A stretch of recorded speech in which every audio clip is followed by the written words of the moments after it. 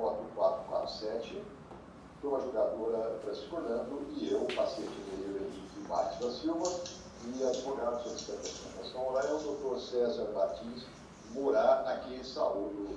Tudo bem, doutor? Desejando uma boas-vindas. Obrigado, Excelência. Doutor César, eu passo a palavra ao senhor, então, para a sua sustentação oral, pelo prazo máximo de 15 minutos. Com a palavra, doutor. Obrigado, Excelência. Excelentíssimos doutor Alex Zelenovski, eminente senhor presidente, funcionando como terceiro magistrado, no caso dos autos, na pessoa de Vossa Excelência, homenageei e externo a minha admiração a todos os magistrados e magistradas que integram a magistratura paulista e estendo os cumprimentos aos valorosos serventuários da Justiça. Excelentíssimo Dr. André Carvalho e Silva de Almeida, eminente relator, excelentíssimo Dr. Francisco Orlando de Souza, eminente senhor visor, recebeis as minhas sinceras homenagens. Excelentíssimo Dr. Walter Santin, da mesma forma, na pessoa de Vossa Excelência, externa minha admiração a todos os nobres representantes do partido. Excelências, trata-se de um habeas corpus que se insurge contra a sentença que se deu em afronta aos princípios regentes da dignidade da pessoa humana, sobretudo em afronta ao devido processo legal, também em afronta à ampla defesa, o contraditório e ao princípio processual penal da paridade de armas. O processo em comento se tornou conhecido de Vossas Excelências a partir de uma impetração, inclusive sustentada também há cerca de 15 dias atrás, também de relatoria do eminente desembargador, Dr. André, e naquela ocasião pleiteávamos a ausência do laudo, que não existia nos fólios, e não fosse naquela ocasião este defensor ter colacionado na petição um print do extrato do ESAGE, estaria hoje este defensor passando por uma situação até vexatória, porque hoje constam as folhas que haviam sido suprimidas. Então, as folhas foram suprimidas, os autos, devolvidas aos autos, nenhuma certidão indicando a razão daquela ocasião. Mas essa questão ficou superada, vai ser objeto de recurso de apelação, se houver recurso de apelação. Digo se houver, Excelências, porque a defesa se pergunta quanto tempo mais nos debruçaremos, Vossas Excelências, da mesma forma, terão que estudar novamente, recurso de apelação, eventual recurso especial, extraordinário, para que se corrija uma falha ocorrida em primeira instância. E qual é essa falha?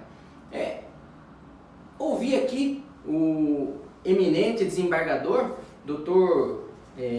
Salimene, mencionando em julgados anteriores o respeito à jurisprudência das Cortes Superiores, mencionou em um caso onde Vossas Excelências, inclusive de relatoria do eminente presidente, acolheu salvo engano do presidente, acolheu os embargos em homenagem à ampla defesa, que o advogado não estava presente para sustentar. Então, percebe-se que a ampla defesa e o contraditório, isso aí não se discute de forma alguma, é um dos princípios mais importantes do processo penal.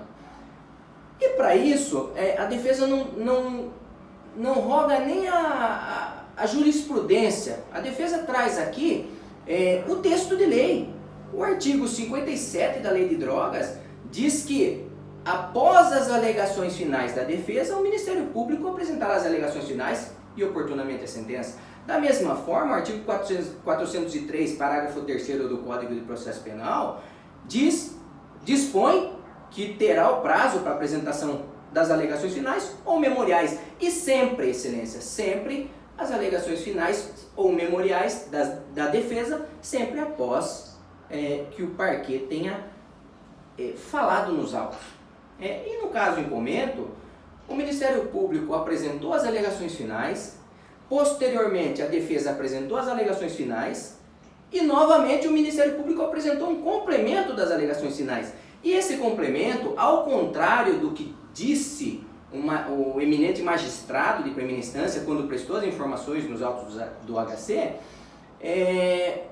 naquela oportunidade, o excelentíssimo magistrado trouxe ao conhecimento de Vossas Excelências que o Ministério Público apenas tratou da dosimetria. Bom, ainda que fosse, Excelências, com todo respeito ao eminente magistrado, independentemente de ter tratado somente da dosimetria, salvo o melhor juízo, em homenagem a todos os princípios já citados, deveria ter sido oportunizado a defesa, nova apresentação, se não de alegações finais, já que não existe complemento de alegações finais, mas que se manifestasse acerca daqueles novos documentos juntados. E naquela ocasião, o eminente relator, eu fiz alusão a esse habeas corpus naquela impetração, e o eminente relator disse que não havia que se falar em ilegalidade, uma vez que a defesa não se insurgiu com aquela petição que foi colacionada aos autos. Entretanto, eminente relator, como também bem observado por Vossa Excelência, este defensor assumiu o processo após a sentença. E tão logo assumir o processo e se deparar com essa ilegalidade, esse defensor impetrou habeas corpus e, verificando até a alusão de Vossa Excelência, esse defensor foi compulsar os autos para verificar se houve alguma intimação da defesa anteriormente constituída para que se manifestasse nos autos. E não houve. O que aconteceu foi que o Ministério Público apresentou novas alegações finais e o eminente magistrado sentenciou na sequência. E ao contrário do que foi dito, o parquet, pelo seu excelentíssimo representante, tratou sim da dosimetria, porém requereu também o afastamento do tráfico privilegiado do parágrafo da causa de diminuição do parágrafo 4º. E nesse ponto a defesa não havia se manifestado. O fato, Excelências, é que no processo penal, todos nós sabemos, os fins não justificam os meios. Então, ainda que o eminente magistrado tivesse uma convicção da prova, o que verdadeiramente eu não acredito, mas ainda que ele tivesse uma convicção, tivesse formada a convicção dele, era o caso de se oportunizar a defesa em homenagem à ampla defesa, o contraditório, a paridade de armas, a dignidade da pessoa humana, sobretudo ao devido processo legal, porque se o processo penal traz uma fórmula, traz uma forma, tem um rito a ser seguido, não pode a acusação apresentar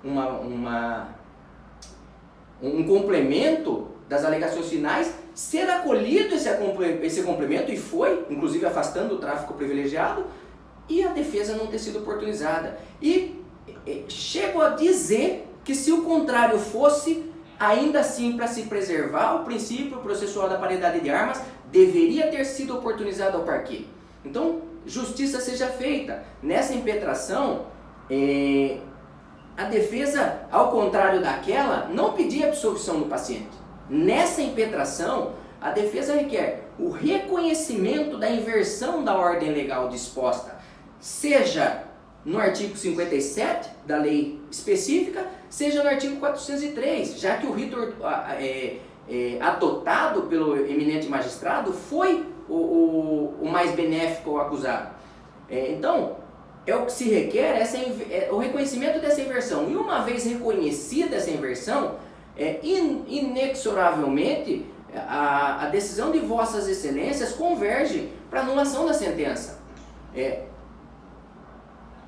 Corolário dessa anulação, e também da mesma forma, inevitavelmente, havendo anulação da sentença, nós estamos falando de um processo que voltaria ao status quo anteriormente à sentença, sem que o réu tivesse dado causa a esse excesso, o que leva ao pedido de revogação da prisão preventiva pelo excesso de prazo. Então, Excelências, volto a dizer com o máximo devido e merecido respeito que norteia todas as manifestações desse defensor, quando, seja na presença do magistrado de primeira instância, seja na presença de Vossas Excelências, até quando nos debruçaremos em recurso de apelação, em recurso especial, habeas corpus, quantos remédios jurídicos cabíveis ainda serão apreciados para que se faça conforme determina a lei. Tenho dito, costumo dizer, até parafraseando o excelentíssimo senhor ministro Gilmar Mendes, que não se pode violar a lei a pretexto de punir aquele que eventualmente tenha cumprido a lei. Então, excelências, a defesa requer o conhecimento da presente impetração.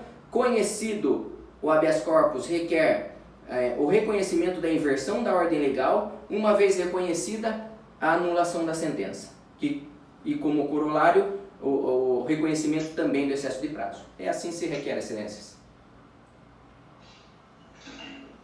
Agradeço a manifestação do Dr. César Martins Murat, cumprimentando pela qualidade do seu trabalho, e passo a palavra ao Procurador de Justiça, Walter Florentino. O André Almeida também relator desse caso, no qual a defesa pretende anulação da sentença, do processo, porque foi feitas as alegações finais pelas partes, depois de uma juntada de certidão, o Ministério falou de novo que a defesa não teria tido para falar novamente. O doutor César foi bastante claro na sua pretensão. Em princípio, doutor César, o senhor teria razão, que a defesa tem que falar por último. Eu jamais vai me ouvir dizer que a defesa não fala por último.